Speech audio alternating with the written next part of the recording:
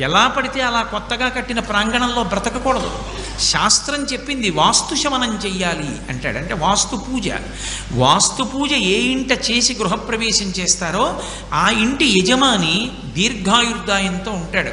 వాస్తు పూజ చెయ్యకుండా ఇంట్లోకి వెళ్ళినటువంటి వ్యక్తి సుఖశాంతులను దీర్ఘాయుర్దాయాన్ని పొందలేడు, సంతోషాన్ని పొందలేడంటాడు. ఎందుచేత అంటారేమో, విషయం ఏమిటో తెలుసుకోకుండా అదంతా చారస్తం అనడం చాలా తేలిక. శాస్త్రం ఉత్తినే మాట్లాడదు. అన్నిటికన్నా బహుదోషభూయిష్టమైన విషయం ఏమిటి అంటే ఇల్లు కట్టుకోవడమే.